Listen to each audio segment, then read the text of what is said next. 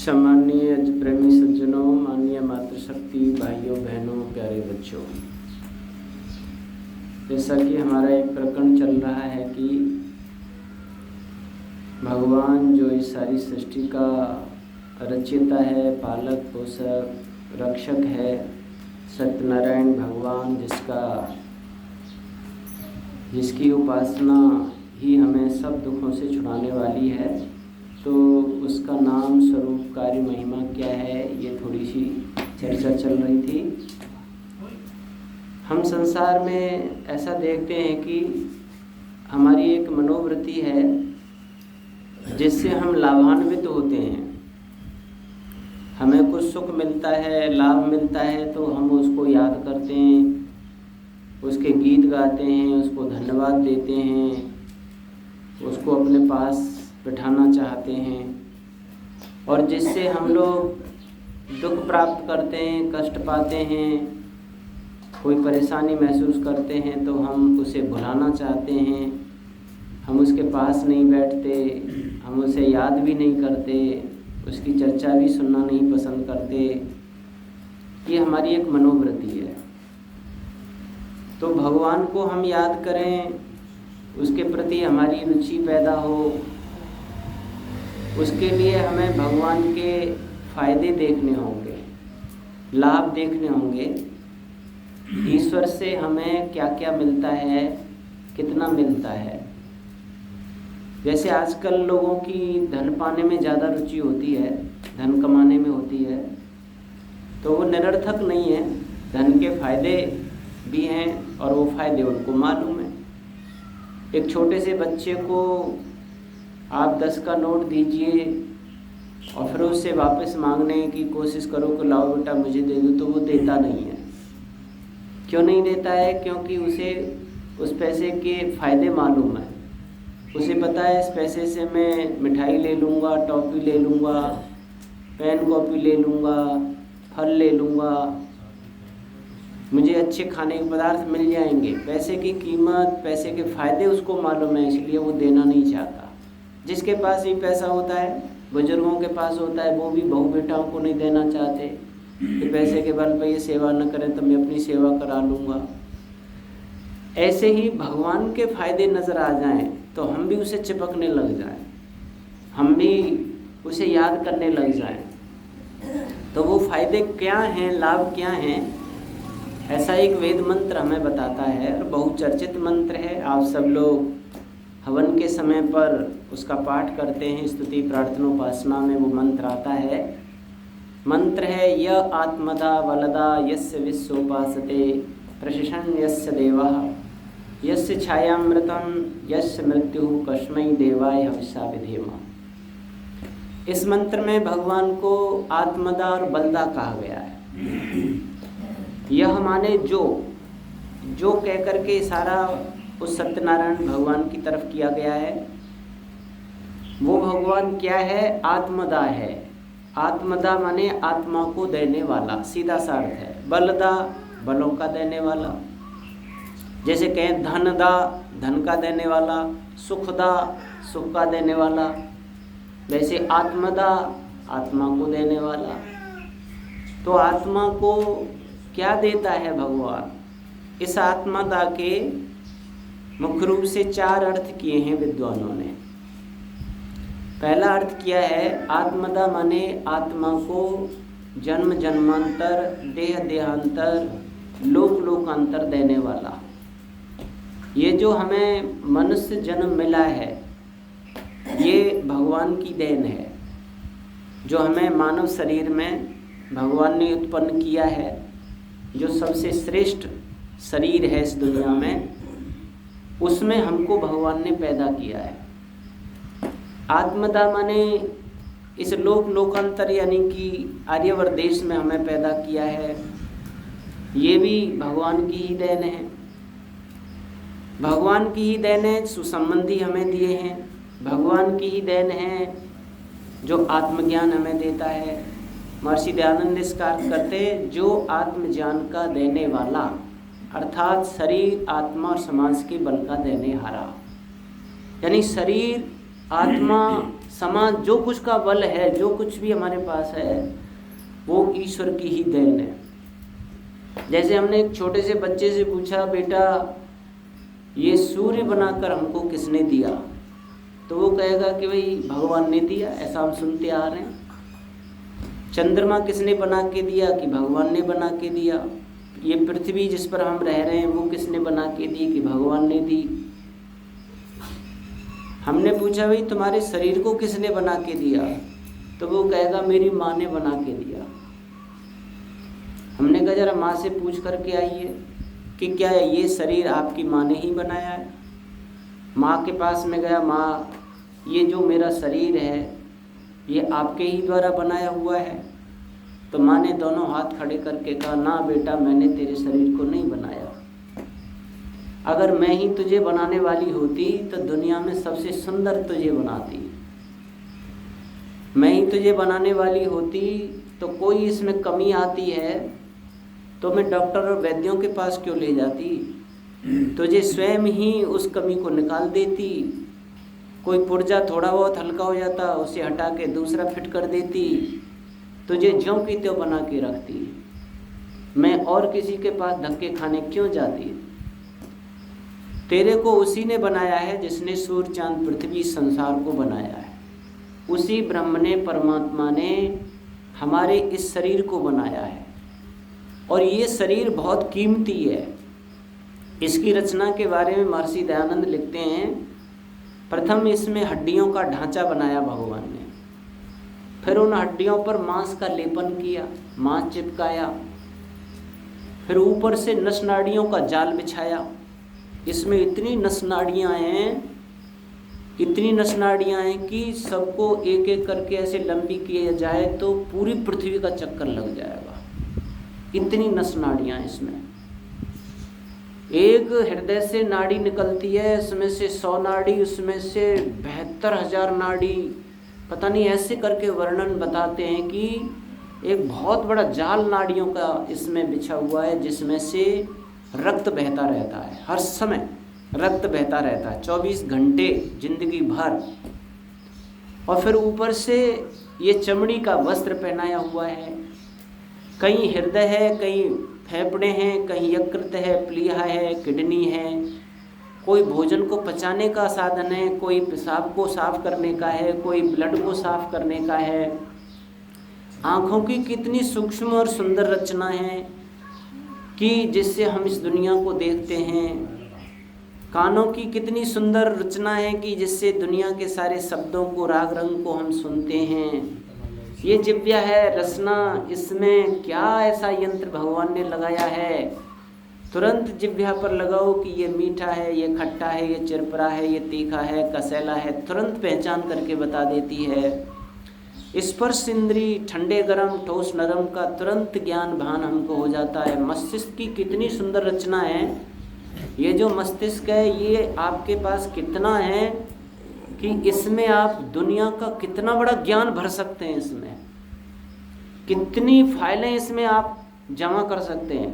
सारे वेद याद कर सकते हैं, उपनिषदें याद कर सकते हैं, दर्शन याद कर सकते हैं, रामायण, गीता, महाभारत, तकनीकी विज्ञान, साइंस का, भूगोल, खगोल, सूर्य सिद्धांत, सारी दुनिया का ज्ञान विज्ञान। ऐसे ऐसे लोग हैं कि कितना उनके अंदर भंडार इकट्ठा करके वो रखते हैं ज्ञान का। इतना हर सबके पास है, सबके पास इतना भगवान ने मस्तिष्क दिया है, बुद्धि दी है, जिसमें आप कितना ज्ञान विज्ञान इकट्ठा कर सकते हैं। एक हरदयाल एम.ए. नाम का व्यक्ति हुआ, उसकी ये बताते हैं कि 1 से 100 तक प्रश्न कर दो उससे तुम। पहला प्रश्न ये, और 98, 99, 100 ऐसे पूरे क्रम से कर दो और क्रम से उत्तर सुन लो उससे। 49 पर ये प्रश्न था, ये उत्तर है। 65 पर ये प्रश्न था, ये उत्तर है। 87 पर ये था, ये उत्तर है। 100 प्रश्न एक बार तुमने कर दिए, 100 प्रश्नों का क्रम से उत्तर आप उससे सुन लो। इतनी बुद्धि उसके पास थी, इतना मस्तिष्क ज्ञान का भंडार उसके पास था। ये सबके पास है। हम सब लोग कहते हैं साइंस वाले, बहुत ज़्यादा जो पढ़ने लिखने वाला होता है नहीं, ज्ञान विज्ञान प्राप्त करता है, वो मुश्किल से अपने मस्तिष्क बुद्धि का, ज्ञान के केंद्र का 5-10% प्रयोग कर पाता है। 90% तक खाली चली जाती है वो चिप आपकी, वो सिम कार्ड 90% खाली रहती है। मुश्किल से 8-10%, 5% उसको भर पाते हैं हम ज्ञान विज्ञान से। इतना बड़ा भंडार तुम्हारे पास भगवान ने दिया हुआ, इसकी रचना दी गई है। तो ये कितना अमूल्य और कीमती है, इसको हम सोच करके भगवान का कितना धन्यवाद किया करें। बहुत से लोग कहते हैं, एक छोटा सा उदाहरण आता है, कोई व्यक्ति एक महात्मा जी के पास में गया, महाराज जी बड़ी गरीबी का जीवन जी रहा हूँ, कोई आपके पास जादू मंत्र टोटा टोनका हो, मेरी गरीबी दूर हो जाए। कुछ लोग ऐसे चाहते हैं जादू मंत्र, और ये कुछ लोग जो है वो नंबर निकलवाने जावे धनी होने के लिए, क्या कहते हैं साहब उसको, हैं सट्टा। सट्टा बहुत चलता है यहाँ पे। तो क्या है, वो नंबर ढूंढते हैं कि भाई कोई तुरंत ही हम धनवान हो जाएं, भाई गरीब हैं हम तो उसने भी कहा महाराज कोई ऐसा जादू मंत्र दो कि मेरी गरीबी दूर हो जाए। उन्होंने कहा भाई तेरी गरीबी तो भाई 1 मिनट में दूर कर सकता हूँ मैं, तुझे करोड़ों का मालिक बना दूंगा। ऐसा है, मेरा एक शिष्य है, वो डॉक्टर है और वो अमेरिका में रहता है, और वो मानव पुर्जों का व्यापार करता है, मनुष्य पुर्जों का व्यापार करता है। तो ऐसा कर, एक आंख निकाल के दे दे, तुझे लाखों रुपए दिलवा दूंगा। बोला महाराज आंख तो नहीं दे सकता। बोल दोनों आंख दे दे, तुझे 10 लाख रुपए दिलवा दूंगा। नहीं दिलवा सकता। ऐसा एक हाथ और काट के दे दे, करोड़ों रुपए दिलवा दूंगा। दोनों हाथ काट के दे दे, कई करोड़ रुपए दिलवा दूंगा। दोनों पाम दे दे, अपना हृदय दे दे, किडनी दे दे, करोड़ों रुपए दिलवा दूंगा। उसने कहा महाराज नहीं दे सकता, तू तो करोड़ों का आदमी है, अरबों का मालिक है, तू गरीब कैसे बन रहा है अपने आप में?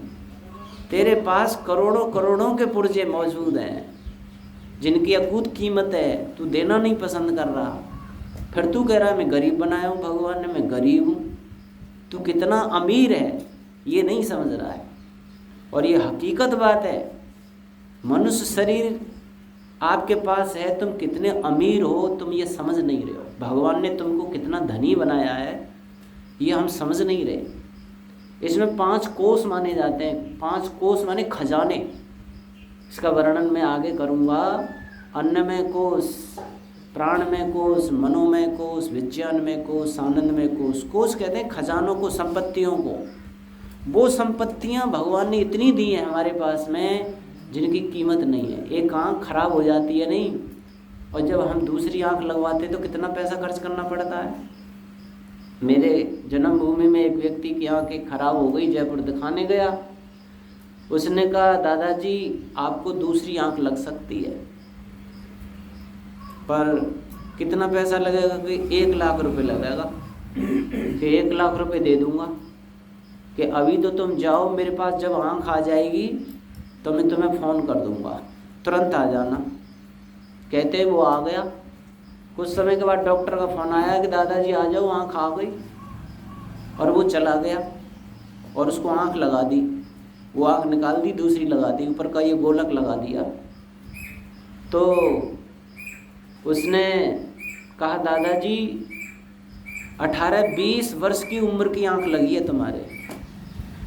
यानी कोई बच्चा एक्सीडेंट में मर गया था और उसकी आँख निकाल ली गई, वो आँख तुम्हारी लगी हुई है, और उसे देखना शुरू हो गया। यानी 1 लाख रुपए में तो एक आँख आपको लगती है। तो हर पुर्जे की आप कीमत समझो। आत्मदा, भगवान ही इस शरीर को हमें देने वाला है। ये इतना कीमती है, इससे कितने बड़े काम किए जाते हैं। मुक्ति जैसा फल प्राप्त किया जाता है। अभी मुक्ति को हम समझ नहीं पा रहे हैं। चलो मुक्ति को छोड़ दो, आप इसी शरीर से इतने अच्छे काम करते हैं। कोई मुकेश अंबानी बन जाता है, कोई प्रधानमंत्री मोदी बन जाता है, कोई दुनिया का बाइडन बन जाता है। अमेरिका का दुनिया में राष्ट्रपति सबसे ज़्यादा ताकतवर माना जाता है। इसी से कोई महर्षि दयानंद बन जाता है, कोई याज्ञवल्क्य, गौतम, कपिल बन जाता है, कोई गार्गी, मैत्रेयी बन जाती हैं, जो बहुत बड़ी योगिनी रही हैं, जो मुक्त हो गई, जिनके शास्त्रार्थ के सामने कोई टिक नहीं पाता था, यही तो शरीर सबको मिला है, सबको बराबर दिया है भगवान ने। इसलिए कभी अपने आप को गरीब मत समझो, कभी गरीब मत समझो।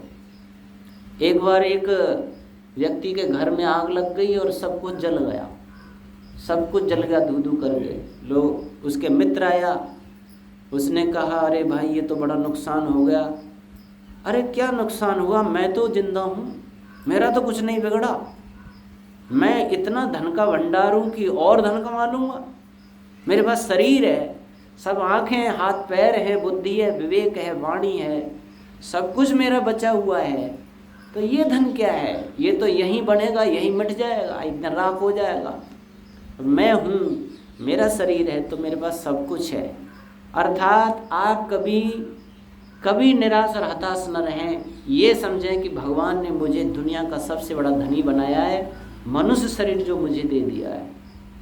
किसी के पास एक अंग नहीं होता, उसको उस अंग की कमी को देख पूछो, उसके पास कितनी मुसीबत होती है। महात्मा आनंद स्वामी जी एक जगह लिखते हैं कि एक जो है, जैसे रेलवे पर पुल होता है, ऐसे एक पुल था, तो उसके नीचे भिखारी बैठे रहते हैं, क्योंकि पुल पे होकर चढ़ते हैं, उनसे मांगते रहते हैं।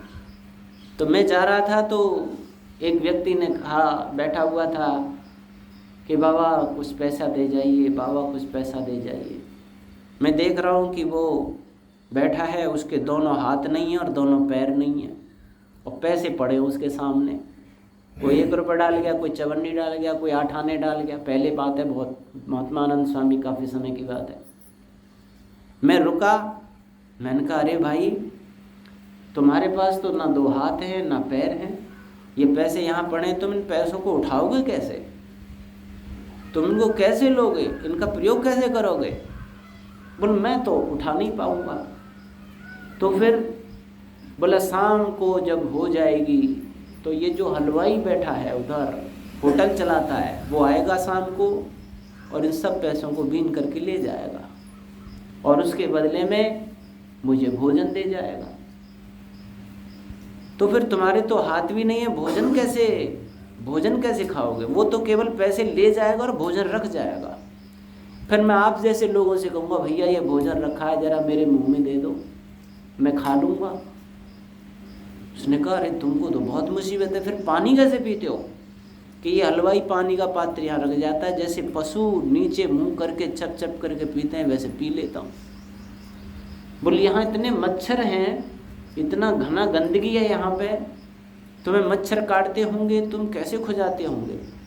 बोला खुजाता क्या हूँ, कभी पीठ को घिसता हूँ ज़मीन से, कभी मुंह को घिसता हूँ, कभी पेट को घिसता हूँ, ऐसे करके खुजली मिटा लेता हूँ।